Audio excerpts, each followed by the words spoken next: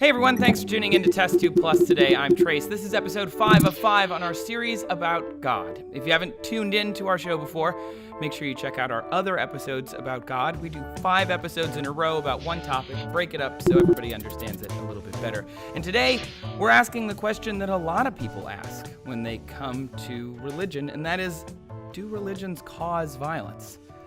I think the important thing to point out here is the cause part. We'll come back to that.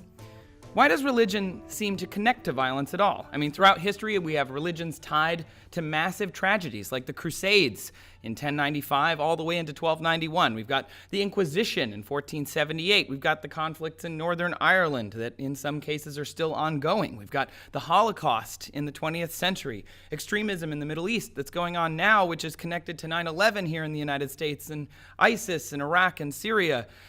But that's not really what's going on. Those things connect, sure, but this isn't religion's fault.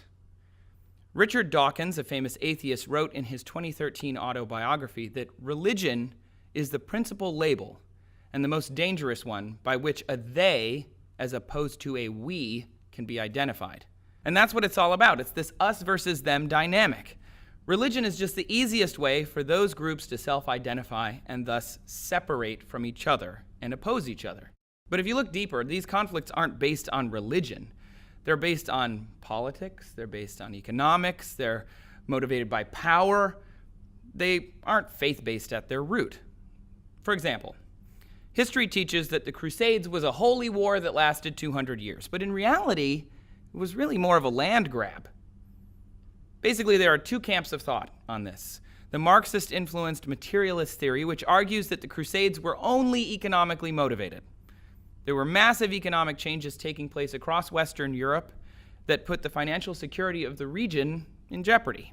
And thus, the First Crusade begins in about 1096.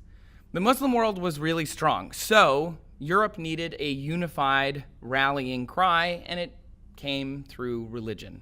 Religion was the way to get all of these countries to work together. So sure, it was pitched as a holy war, but like all wars in Europe at the time, it was more about the spoils of the war and about land.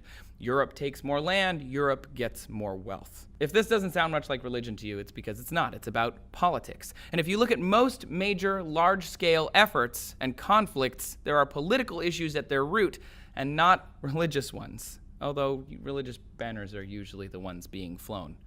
The conflict in Northern Ireland is between Protestants and Catholics, but it's really about Irish independence, and it's a fight between Irish nationalists and England for that independence.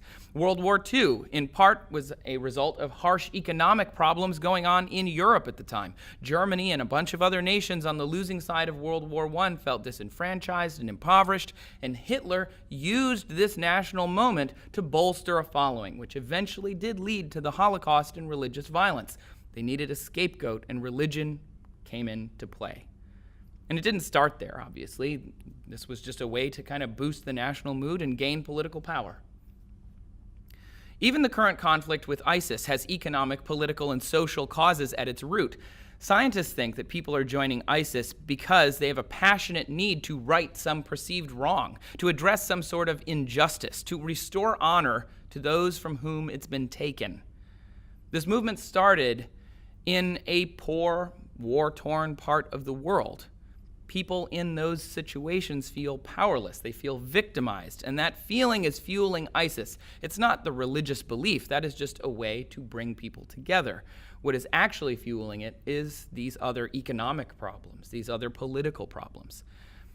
Some of ISIS's recruitment techniques capitalize on that. They're literally befriending lonely kids all over the world who feel isolated and using the internet to do that. And reports are showing that the recruiters can reach out and fill this social void in a recruit and peddling them this Islamic foundation to bring them into the fold. If it were just about religion, only religion, then ISIS and Al-Qaeda would theoretically get along because they have the same religious basis, but with different ways of practicing it and looking at it. They'd both be on the same side, and they're not, because it's about power and it's about control. Religion, like we said at the top of this, is just the label used to give a clear us versus them dynamic. I'm not saying that religion isn't a part of war or a part of violence. There are absolutely people who, in the name of religion, commit atrocities. But even then, it's hard to argue that there aren't more atrocities, or at least the same number of atrocities, attributed to politics, to power, and to economics. And as my buddy Strongbad says, to say otherwise is problematic.